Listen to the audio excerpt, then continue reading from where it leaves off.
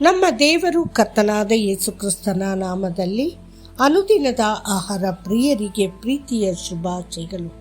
2025 July ತಿಂಗಳ 18ನೇ ತಾರೀಕಿನ ಶುಕ್ರವಾರದ ದೇವರ ವಾಕ್ಯವು ನಿಜವಾದ ತಪ್ಪೊಪ್ಪಿಗೆ. ಗುರುವೇ, ನಾವು ರಾತ್ರಿಯೆಲ್ಲ ಕಷ್ಟಪಟ್ಟು ಕೆಲಸ ಮಾಡಿದರೂ ಏನೂ ಸಿಗಲಿಲ್ಲ. ಲೂಕ 5:5. ನೀವು ಆಳವಾಗಿ ಹೋಗಿ ಕರ್ತನ ಅದ್ಭುತಗಳು ಮತ್ತು ಪವಾಡಗಳನ್ನು ವೀಕ್ಷಿಸಲು ಹಂಬಲಿಸುತ್ತೀರಾ?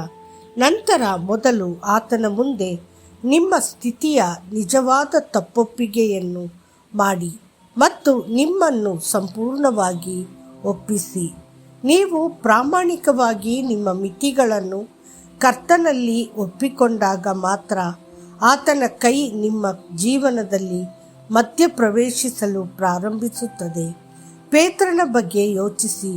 ಅವನು ತನ್ನ ಪ್ರಯತ್ನಗಳ ಹೊರತಾಗಿಯೂ ತನ್ನ ವೈಫಲ್ಯವನ್ನು ಯೇಸುವಿಗೆ ಬಹಿರಂಗವಾಗಿ ಒಪ್ಪಿಕೊಂಡನು. ಪೇತ್ರನು ಮೀನುಗಾರರ ಕುಟುಂಬದಿಂದ ಬಂದವನು, ಆದರೂ ಇಲ್ಲಿದ್ದಾನೆ. ತನ್ನ ಅಸಾಮರ್ಥ್ಯ, ಶೂನ್ಯತೆ ಮತ್ತು ವೈಫಲ್ಯವನ್ನು ವಿನಮ್ರವಾಗಿ ಕರ್ತನಲ್ಲಿ ಒಪ್ಪಿಕೊಳ್ಳುತ್ತಾನೆ.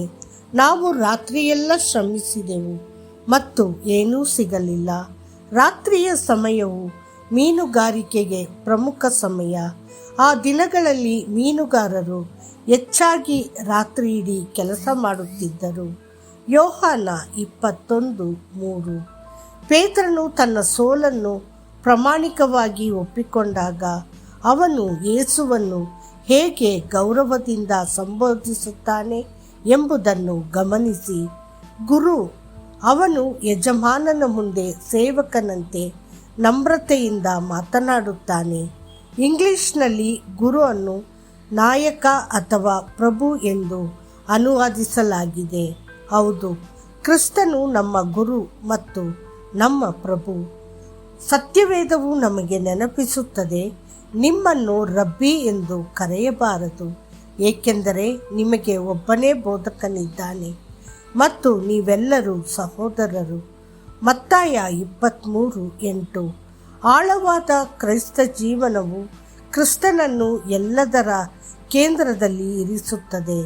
ನಮ್ಮ ಸರ್ವೋಚ್ಚ ಮಾರ್ಗದರ್ಶಕ, ನಮ್ಮ ಕರ್ತ ಮತ್ತು ನಮ್ಮ ಮಾದರಿಯಾಗಿ ನಾವು ಸಂಪೂರ್ಣವಾಗಿ ನಂಬಬಹುದಾದ ಮತ್ತು ಅನುಸರಿಸಬಹುದಾದ ಏಕೈಕ ವ್ಯಕ್ತಿ ಯೇಸು ಕ್ರಿಸ್ತನು.